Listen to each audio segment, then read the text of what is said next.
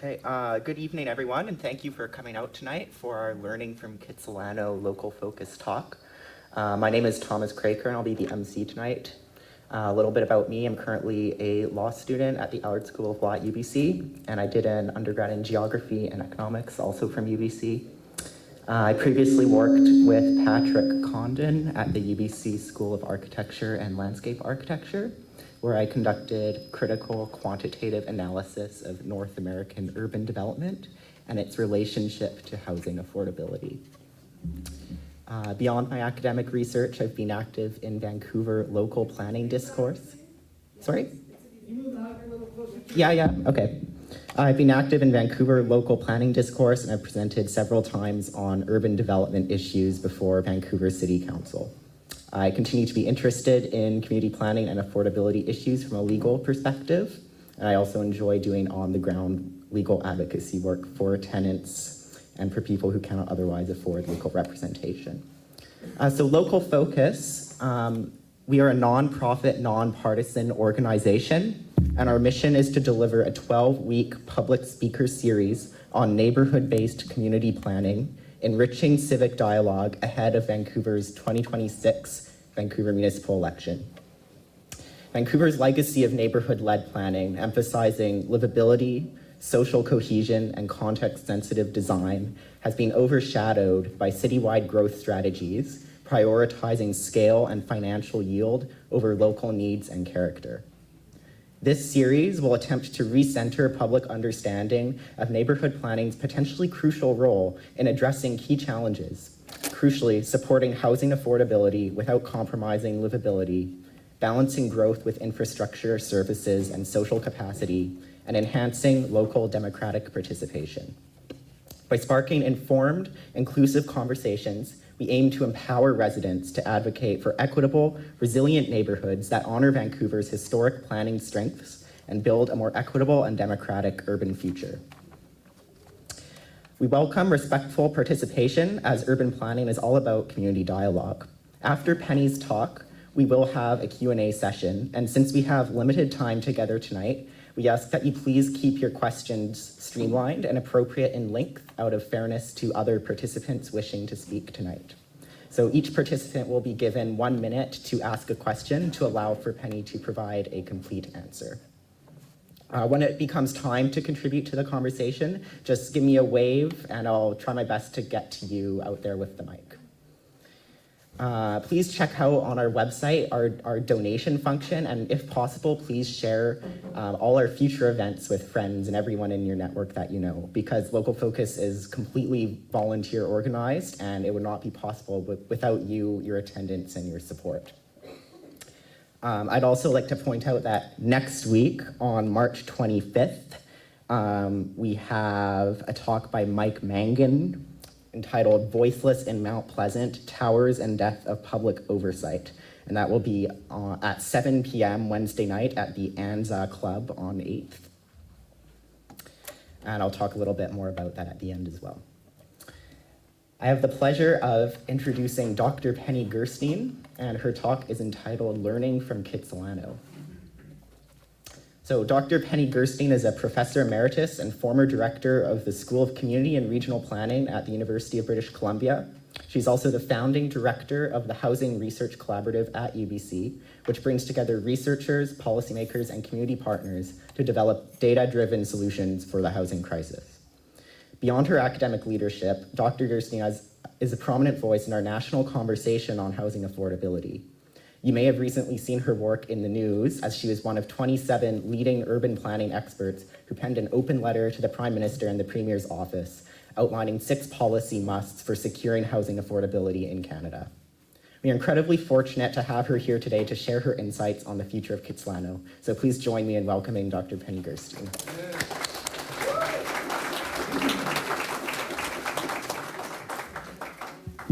So can you hear me? Yes, okay.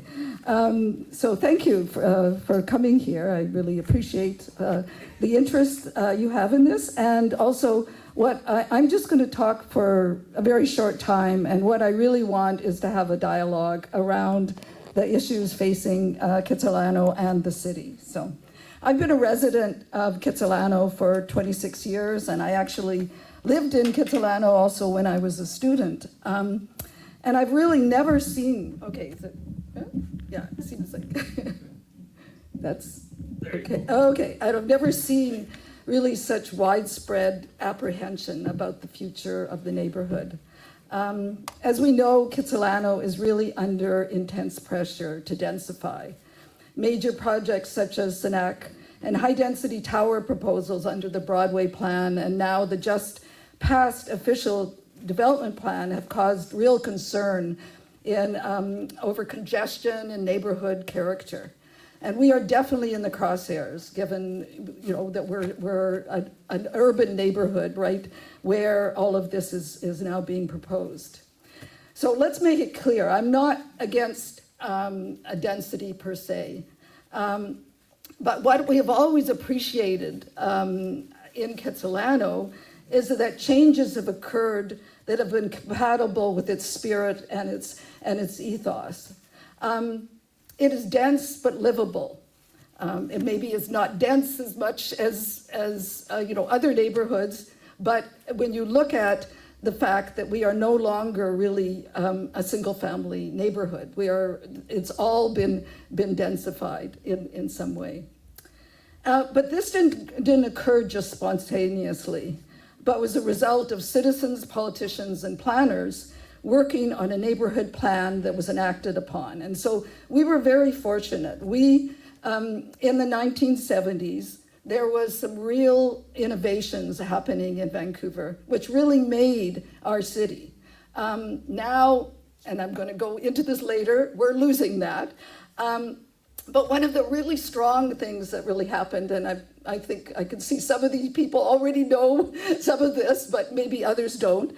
There was local area planning in Vancouver in the 1970s, which marked a really significant shift from top-down urban renewal towards, and so what it was leading to is resident-led participatory planning, largely driven by a reaction against the destruction of heritage neighborhoods, like Strathcona and the proposed freeway project, which got stopped, but also neighborhoods like Kitsilano, which was under pressure to densify. So that what happened in Kitsilano, and you can probably already see, you can see it, there were some high-rise developments that really caused concern in the neighborhood.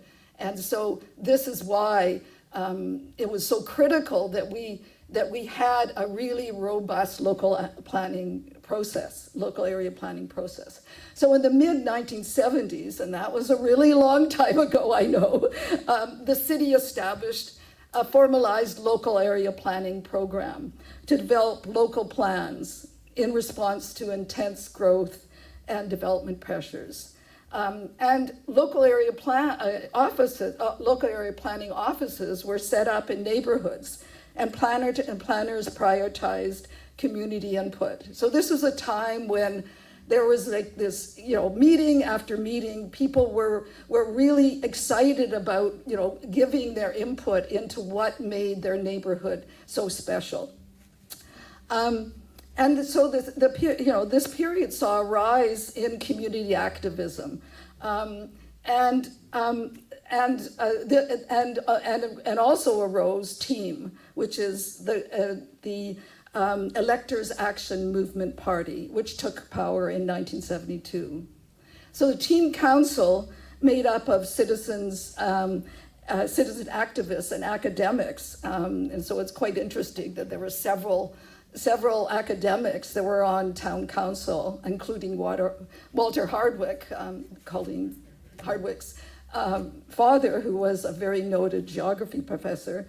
What they did was they worked really well with city planners and heeded their advice. I mean, this was really quite unique. It didn't happen before because we had, like all other cities, we had a very, very top-down sort of bureaucratic response, so that there was a council And there was planners, but they really believed in sort of a whole general planning for the whole, for a whole city rather than for neighborhoods. And what happened in Vancouver was that there was this really an amazing confluence of politicians, planners, and citizens who really saw the worth and the importance of doing, neighborhood planning in a really robust, effective way. So the central goal was to preserve existing neighborhoods against the spread of high-rise developments, which was, and this led to, some issues like downzoning of many multifamily apartments but it also led to some real innovations in how you can allow density in a way that people could absorb. And so some of the innovations, and you probably know this now, that happened during that period of time, was the redevelopment of the south side of False Creek, which really became a model of what you can do in terms of using land, city-owned land, and in partnership with all three levels of government.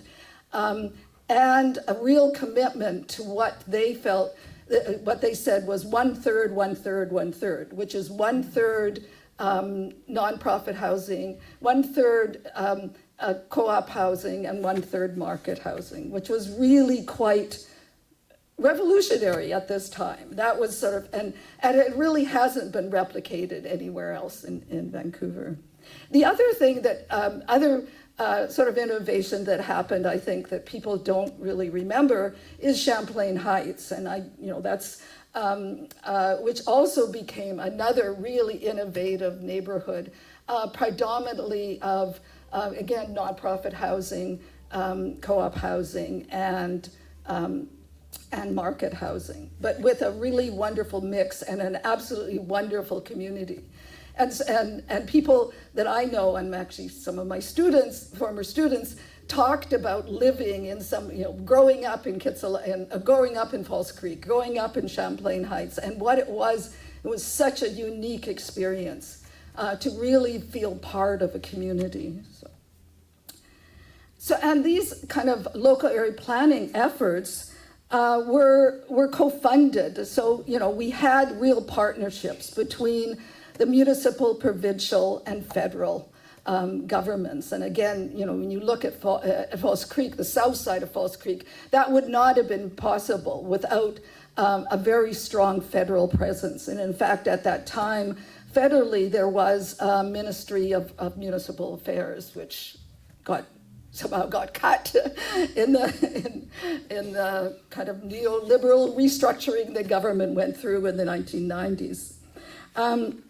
And it also what the effective planning that occurred at that time was also at a regional level, even though we have a very loose federation of municipalities, but there was able to have agreement on livable region plan in 1975, which also led to these satellite and nucleuses within communities all across the region. So it was like a time of real innovation, but also of really significant planning that really shaped our region, our city, and our neighborhood. So, and the 1970s were also considered the era where Vancouver grew up and developed the distinct consultative approach to urban planning, which we became known for. And there's, so a key outcome of the planning in Kitsilano was the RT2 zoning. And how many people know about RT2 zoning? Not that many. Okay, so that's interesting. Which created a two-family dwelling district permitting duplexes, character conversions, and infill. with conditional approval for low-density multiple dwellings.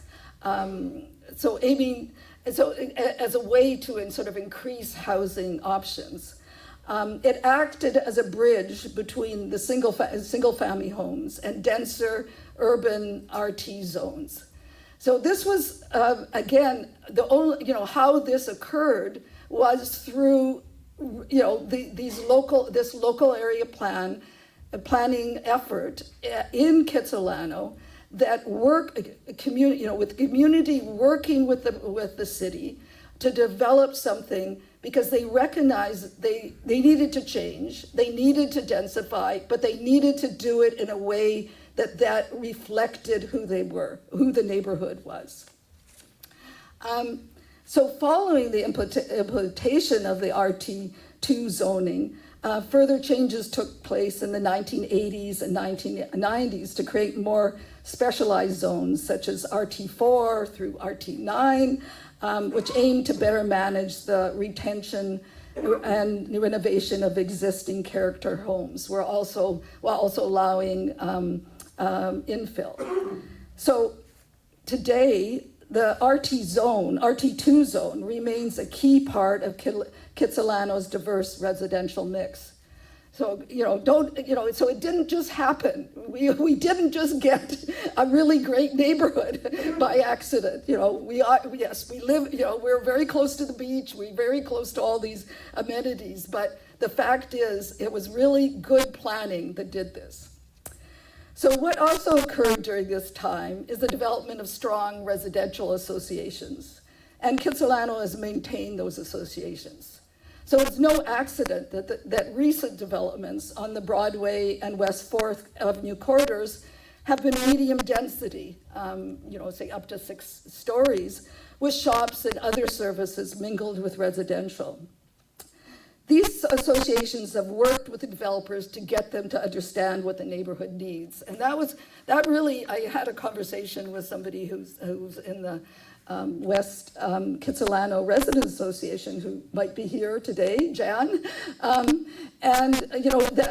We were talking about this, and it really pleased me that developers knew when you go into our neighborhood, and you have to actually consult with the residents. So now we are really in a different era from the 1970s. We are back to the worst kind of top-down planning without any real insight on city building, led by politicians with a shockingly low level of civic understanding, who are not listening to their planners nor the citizens who elected them. So what can be done? I mean, we really are in a dilemma right now. This is, this is kind of the worst I've ever seen in terms of governance, city governance. We need to take back our city. Yes, right. Genuine participation requires that input actually informs and influences decision-making and builds trust. What is occurring in our city is not meaningful public participation. Decisions are already made and public input is ignored. It's become simply a requirement with no intention of incorporating public values. And I really saw this. I don't know if you've ever gone on and watched City Council, and it can be very frustrating. But I've talked. They asked for people to talk. They've now, this just happened with this council, they have introduced a maximum of 3 minutes to talk, to put your opinion out. And council are not allowed to ask questions. This is unbelievable. Like what kind of participation is this? So I gave a little 3-minute talk, I guess, or 2-minute opinion on when they decided to they want to stop the building of supportive housing throughout the city. There was over 100 people who were on the list to talk. there was 200 people or more outside. I mean, we had sort of chanting, saying, don't do this. And also, there were very few people inside because they are discouraging people from actually being in the city council chambers. What they want you to do now is call in. So all these people were called in. But what had happened in that case, I mean, I just find this totally egregious. They had changed the agenda that day because they wanted to bring forward the Bitcoin, they wanted to get approval for the use of Bitcoin, which totally, messed up people's schedule. These are people who are working, who are doing other things. They had taken off time because they thought that this is when they were going to be talking, but that didn't occur. And so when it came for people to talk, there was a counselor who I won't name, but was absolutely rude, who kept saying, okay, is that person there? Okay, no, not there. Okay, without even allowing that kind of the mere participation, the little participation that we've got right now. So it is really easy to call citizens NIMBYs when there are justifiable, and I say it's too easy to call citizens NIMBYs when there are justifiable concerns about the impact questionable decisions will have on their communities. Nevertheless, we need to learn how to incorporate change by proactive engagement and identifying tangible benefits rather than adversarial conflict. Given that we don't have a ward system, which I think it is, we had two referendums on it and they lost because the council kept upping the percentage of people who would. The percentage to approve that. It was first at 50% and then became 60%, which at least would have allowed elected officials who would represent particular neighborhoods. We really need to strengthen our existing neighborhood associations and start demanding accountability from those we elect. In this civic election, I urge you to ask the hard questions of candidates. I've read the statements of some of the potential council candidates, and it strikes me how little they know about how to create affordable housing. So, the catchphrase is, oh yes, I really want to have affordable housing in the city, but how are you going to get it? Do you know anything about housing, right? It also strikes me that none of them mention how they would engage with their constituents. I know that it seems daunting, but to create a city for all its citizens requires a reimagining of our relationship with our neighborhood and city, and what individually and collectively you can do to develop a true civic discourse. Thank you.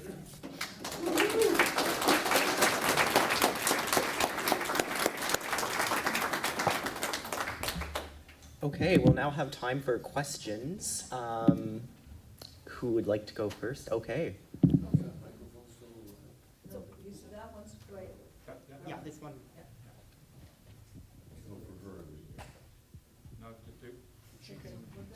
Oh, okay, use that one. Don't matter. Go ahead. You can just. Oh, yeah, because you need a mic. Yeah, I need a mic. Or I can take it off. Yeah, I can just take it off. Yeah, okay. I just wonder why you think all the various parties on council presently have universally bought into the narrative which you're saying they're getting wrong. Not all of them, but many of them are well-intentioned. So what are they missing that they think this is the way to go? And how it's one thing to elect a different party that would have a different view. Why can't they be convinced that this is the wrong way to go? So, okay, I really don't think that the council, as constituted, has a real understanding about how to create cities.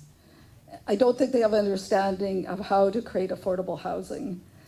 And they are not listening to their staff.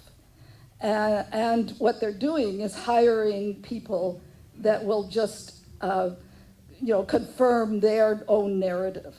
But aren't there staff in on this too? Josh White is like That's big what I'm time. saying. They hire staff that will conform to their own narrative.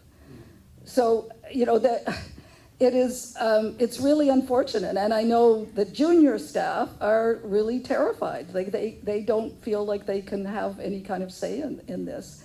So, when we really created a great city was when we had that, that it was the elected officials, the planners, and the citizens were all working together.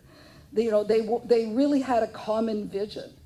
Now it is so splintered, it is so fractionalized, and I am really concerned. I mean, you would think that some of them would, some of the parties would actually see that maybe this is not the best way to go, but they haven't. So that's why I'm just saying I really don't think we should have a party system anymore. I think it should be a ward system. For all the problems with the ward system, yes, there's problems, but this party system is not working for us. Especially, when, we've now had several councils where we've had the, majority of a party who are acted like, they've acted like a caucus, which they're not supposed to do for council. Okay, somebody's trying to get in. Okay, so somebody, when you look, I don't know what that is. Okay, yeah, it's upstairs. Okay, so councils are really not supposed to be in caucus. They're not supposed to be making decisions within a party. This is very much, they're following the pattern of provincially and federally. That's what you do provincially and federally because they have parties. It should not be at the municipal level. And so, we know, I know that they're not listening to us. How could they, hundreds of people for the official, development plan, hundreds of people for the Broadway plan. They all, we all said we don't want it. It's not, you need to rethink it. It's not, it doesn't have the proper infrastructure. It doesn't have, all of these things. It's not going to create affordability. They're not listening. And so, I really feel very disenfranchised from the city right now.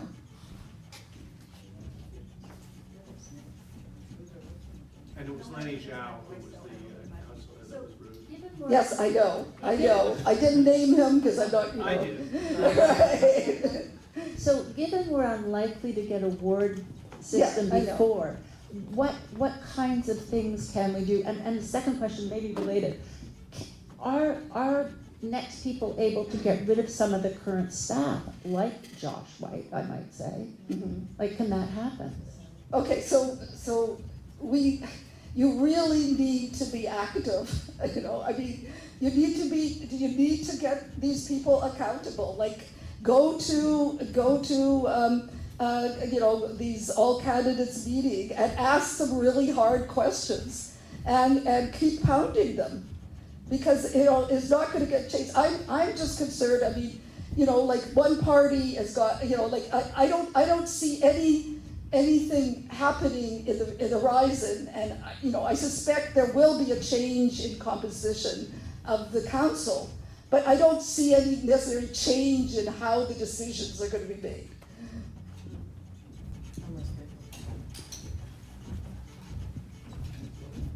Like, this seems to be a discussion about what to do in terms of getting people elected that will see things a different way. And in the last by-election, I kind of felt like it was obvious who you should vote for. But when I talked to people that were younger than me, Yeah. they weren't there. Yeah. They were totally voting for Cope, and they had lots of good reasons for doing that. So, like, is there any sort of thinking that there might be some alliance with COPE being a leftist center party that has more of a focus on social justice, and TEAM that has more of a focus on planning in neighborhoods and affordable housing, which I would also think has a bit of a focus on social justice, where you could come together and quit splitting that vote. Like that, to me, would get change moving a lot better than, who cares about words? That's not gonna happen. Like, and realistically, TEAM has just not been able to get people interested because it's perceived as a one issue, elitist kind of party, right? Yeah. And, So I actually would like, I'd like Thomas to answer that question. Because he is a younger person. And why, why the younger citizens of Vancouver really not going towards a kind of more, a position that I find very surprising, actually.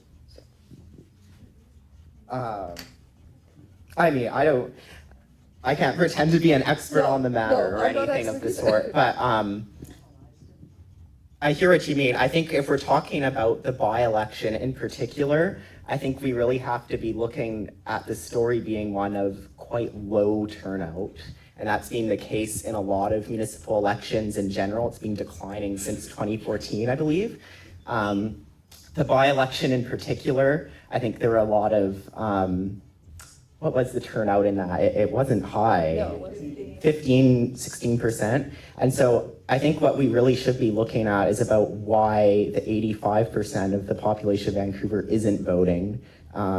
Probably the young population is overrepresented in that population who isn't voting. So I don't think it's necessarily fair to say that young people writ large are voting for like one city or COPE. I think that's not really a realistic narrative if you look at the makeup of those parties in particular, which is a particular elite in the city of Vancouver. So, well, that's interesting because I wanted to get those people to vote for TEAM, and they had a lot of good reasons why they weren't gonna do that. Yeah. So, Well, Thomas, I, you asked him to stand up on the other mic? Oh, hey, I want to stand up. sure.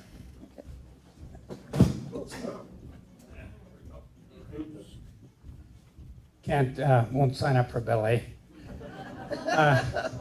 So, last election, we got a better city, 100%. All their people got in, and they came in on a wave of getting away from the idea of crime.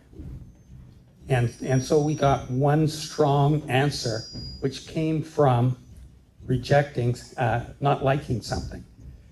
And they put, I think, 200, they had a platform that was broadly appealing to Vancouverites.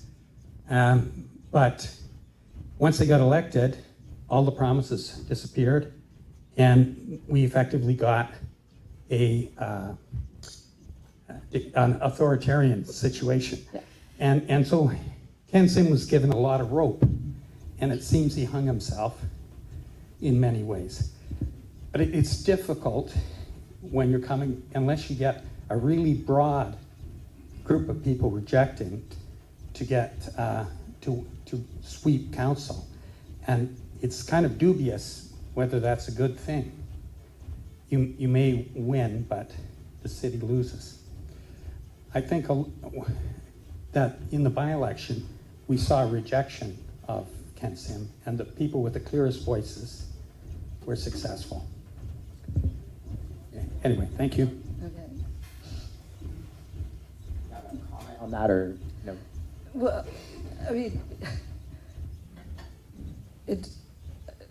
I agree with you.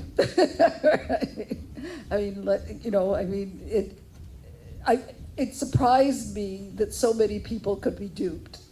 I mean, when ABC ran on a campaign of fear and which they're now trying to do again by sort of these dirty tricks. So it surprises me, yeah. Hi, can you hear me? Just making sure that I'm not interfering with the speaker. Right. I have two questions, although it's more different versions of the same question. Number one, how do you think the expropriation should work in order to create new housing? And also, on the same length, how would you suppose one would learn how the expropriation pace or policy currently works? Do I have to look at obscure reports from, let's say, Rennie or West Bank or BD, or do I have to go through some obscure freedom of information requests? Just wanted to pick your brain on it. Okay, Thank so you. give me an example of what you're trying to get at. What is there a specific project you're talking Well, you know about the provincial like bills 44, 45, Yeah. 47 that's going to lead to broad-based rezoning. That's effectively like a expropriation by taxation policy, right? So I'm just curious to learn if you have any thoughts on how to figure out the pace of how quickly this will happen. Yeah, I don't know. I mean, you know, the whole development industry is really being upended right now. So, you know, I'm not sure how many projects are going to go ahead that they in the next while, but generally, I don't think we've done expropriation very well here. You know, what happened in the Canada line is, you know, they didn't expropriate and they didn't get necessary. I mean, it's fine what they got. It's not as, you know, it's not as bad as it could be, but if they would have expropriated some of that land, they could have actually, you know, sort of created a different kind of market and provided a different kind of form of housing. So, but the way that they're doing it provincially, it's not clear to me yet what it is. So if you want to do research on this, I welcome you to do research on it. So. Yeah. Good. Thank you, Penny. I enjoyed your talk, and it was a good history lesson and very well encapsulated. Basically, what you stated is public participation was a fundamental tenet of community planning and local government itself for almost 40 years. In Vancouver, that came about through political change in response to the freeway, etc. Yeah. Someone mentioned COPE. COPE and TEAM both were birthed around the same time, and it was the original team coming to power under Mayor Art Phillips that brought in open government and accountability, included the hiring of Ray Spaxman as our planning director, even putting up information signs about development, making everything publicly accessible. But really, we've gone back to that pre-70s top-down era. But you know, for many people, this is normal. They don't know. Younger people I speak to don't know about a different model. Right. They're talking about government coming up with solutions. So one of the reasons I became politically aware, you know, late in life is because I've seen really an orchestrated campaign of rhetoric demonizing neighborhoods and the people who live in them to the point that information that should be readily available is buried deep in the cellar, and public hearings have essentially been made illegal by the provincial government. We talk about firing people. That's not really our job, but we have to realize that City Hall isn't just council. So the current bureaucracy was designed to deliver on a political mandate. And I remember I was at an event where Tom Davidoff was speaking, and he basically said to the audience, we should be happy to have an opportunity to provide input once every 4 years. So, you know, and the other thing is politics is completely polarized around land development as though there was no other aspect to community. So my objective is to put community back into community planning, but maybe it's not a fair question for you, maybe it's more for the audience, but what do you think it will take to re-empower the people? Any ideas? You have something? Okay. I'm going to be facetious. I think we should separate. Separate. All the neighborhoods should segregate for the rest of the city. If Alberta can do it, if Quebec wants to do it, I can do it.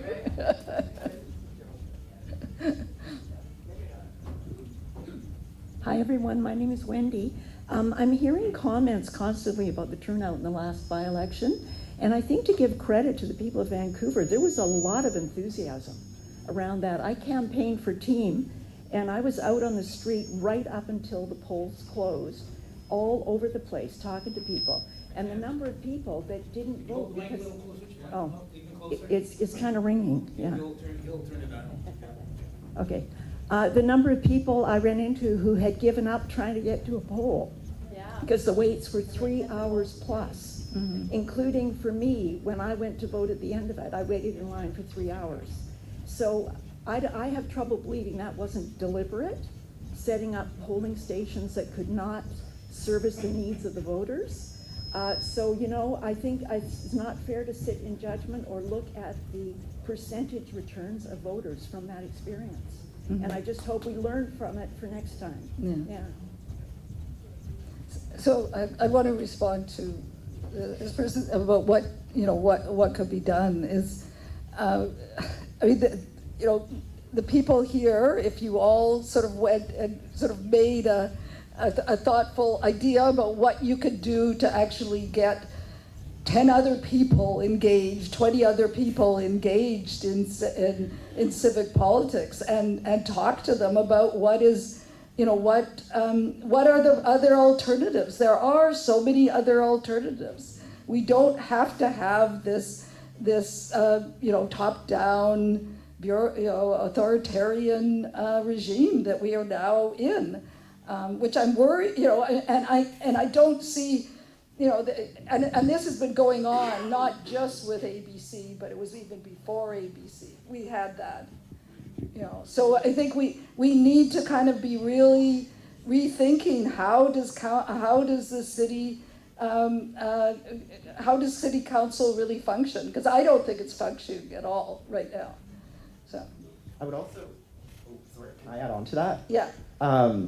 Because with respect to the by-election, I had done some research on this personally through my own quantitative work, and you're absolutely right, it did constitute voter suppression, like what was done in terms of mismanagement of planning the by-election. Like if you had the previous election, there were 50 stations, voting places throughout the city, it was cut to 25 for the by-election. They were redistributed in a manner which was not reflective of the voting density in the city, and so it was completely negligent, it was irresponsible, and it led to a lot of people being unable to vote. So probably my estimate was about 30,000 people weren't able to vote.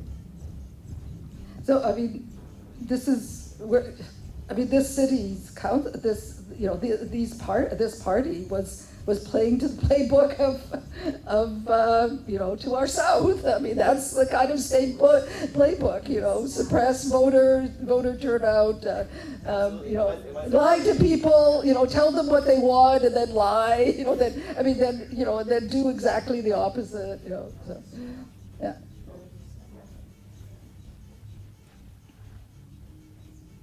And you know, I didn't know the history of, oh, I'm sorry, should I stand up? Okay. I didn't know the history of Vancouver, and I'm wondering how many people don't, so the kind of review that you did. And I'm wondering if it would be worth doing something like that for City Hall Watch to present that different model. Okay, sure. You know, I don't know if that would be that. helpful, but I think just to let people know there is a different model. This doesn't have to be the way it is. Yeah, I mean, I did suspect that a lot of people didn't know about local area planning. You know, it was, and you know, it was. I mean, Kitsilano happened to be, I would say, one of the most successful of the local area planning. I mean, it's not an easy process. It takes years. But what we got after that was a community that we all really loved.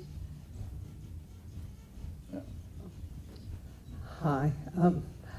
I'm actually a member of one of the local neighborhood associations, and the reason that Kitsilano is well informed is we have about 450 people on our email list, and we send out local information. But what the city staff failed to do during this ODP was there was only 100,000 residents being affected, and they didn't notify anyone by mail. Right. There was very little information, and I was expecting a massive turnout, but nobody knew. I think maybe I was number 56 to speak, and they were nearly at the end of the list.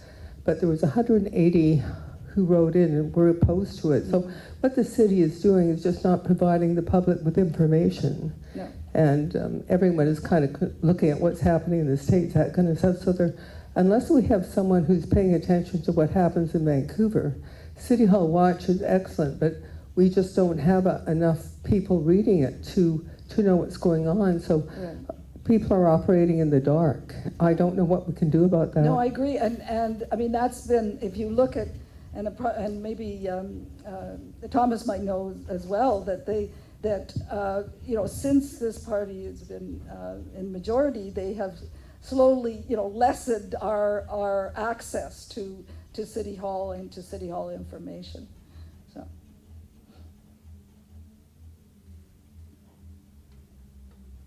Okay. I'm Gwyneth and I live nearby. One, could somebody explain what City Watch is? I know vaguely, but there may be some people here who don't, for information.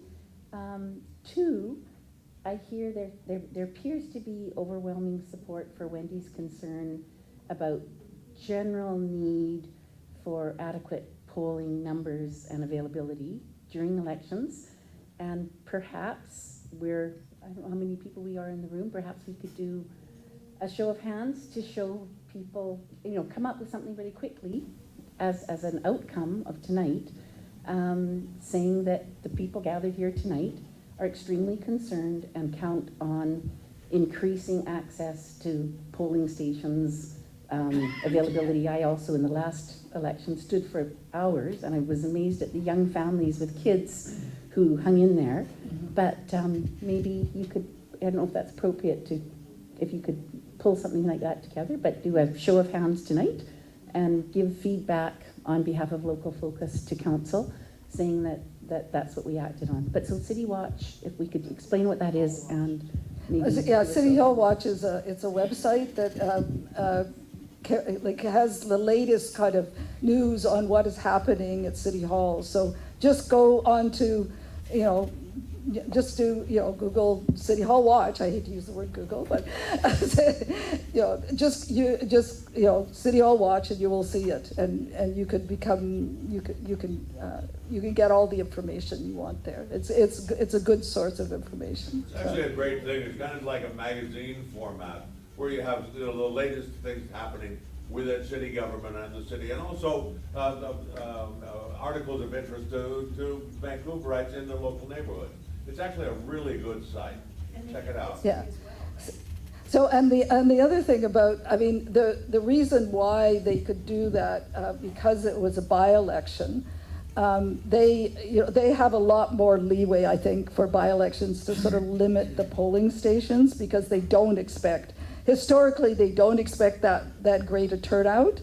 And so when, for a general election, there is polling, there is polling stations in all places. So I don't think that's going to be as big a problem as it was for the by-election. I think 20 on the east side and 4 on the west side is a big problem. It's a big problem, yes, because I remember it was where I voted was in the Kits high school, and there was a long wait list for that wait. Somebody had the bright idea to only have polling stations in the community centers, which was like the stupidest idea. Right, yeah. And that's what really went wrong. So rather than just say we need these many here and these many here, they decided, let's do it in the community center. So usually, I've worked a lot of civic elections, and they have them all over, so Yeah, I yeah. think it will be fine. Yeah. That part of it, anyway. Yeah, yeah. And the staff, the election staff at the city are really good. Yeah, But it's- this was way beyond what they Yeah. could handle. And, yeah, I agree. Yeah.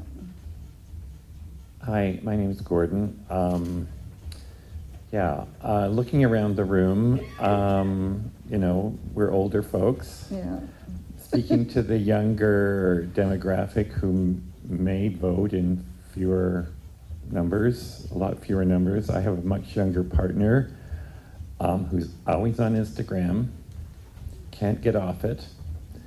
And looking and hearing, I listen to the CBC all the time. I follow whatever I can around, media coverage. The message has to be compelling, emotional, and not too complicated. Yeah. So, Yeah. however that can happen, Yeah. and using social media like Instagram, might reach, like I'm on Facebook with my local neighborhood folks. I get emails from the Fairview Action Committee. I watch City Hall Watch, but it's all kind of fragmented. Mm-hmm. And then, the CBC pulls in, the defamation thing with the mayor, and it grabs people's attention. Not that you're going to get that kind of emotional pull all the time, but whoever's in charge of messaging have to sort of reach through different channels and in different compelling ways. Yes, That's my we are a different generation. There is a clump of little younger people over there, but I agree. I mean, we're losing the other generation. They've given up. They are just into survival and having a good time. It's expensive to live here. They want to live here, and they are trying whatever way they can. And they don't really think about maybe the larger implications. And yeah, I mean, the thing is that doing planning is not an easy soundbite. When I see Kitsilano, I see a well-planned community, but maybe people don't see that. They just see the beaches and there's great restaurants and all that. They don't see what makes it really, really function. So, Donna, yeah. Yeah, thanks, Penny.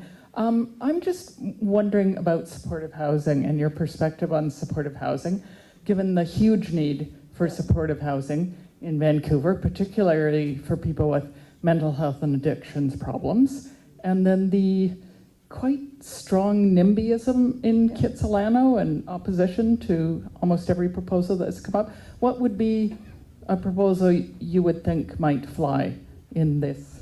Yeah, that's a area? very good question. I mean, I was quite surprised when that happened, when there was such strong opposition. And people are talking, what Don is referring to is the project at West 8th and Arbutus that got, there was actually a court challenge that a citizens group took the provincial government to court, and then the provincial government just backed off. And so I just, my gut reaction is, well, they should just it should just be, they should just have allowed it and everything. And I've talked to some people, including some, that I feel would have a really good understanding, and felt that it really was, that it was not really thought out well. And again, you needed to have the community engagement part at the beginning. You needed to kind of get them to work through things like what happened on Broadway and West 4th Avenue with development, that has really fit into the neighborhood. You work with, you do a give and take. And so maybe lower density might have worked, maybe, all of these things. So it just, it was unfortunate, and I don't think the provincial government and BC Housing really handled it well. I think it was a loss for our neighborhood and for the people who really need supportive housing.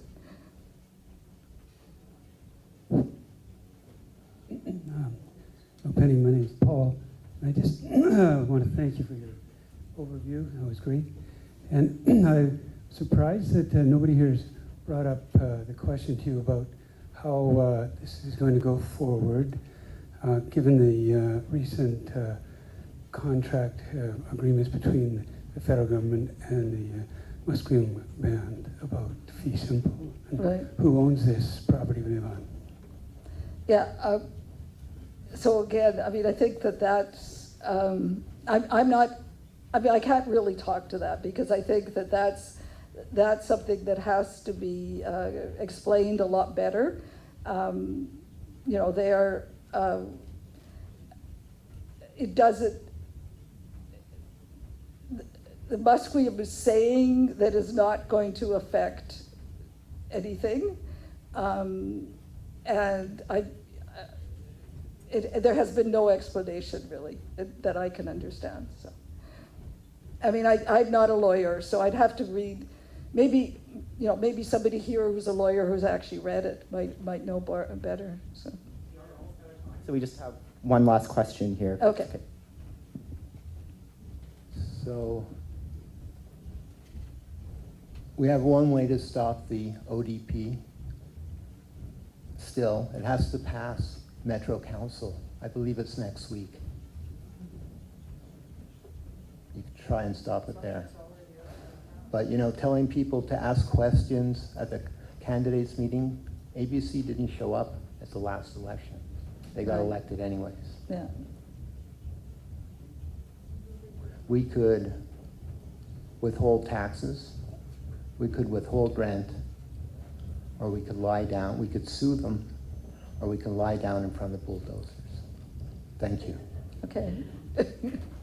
That's a good way to end. Thank you.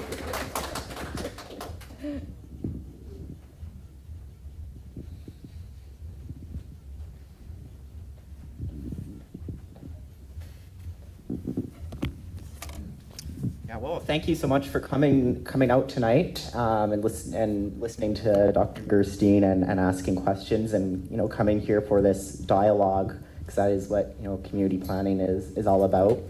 Once again, we do have a series of 12 expert talks coming up every Wednesday.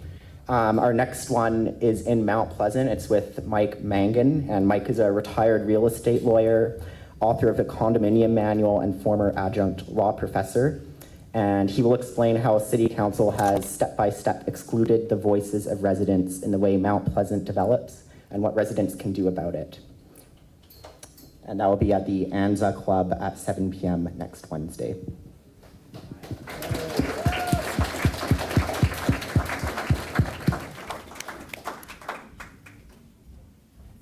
That's it? Done like dinner.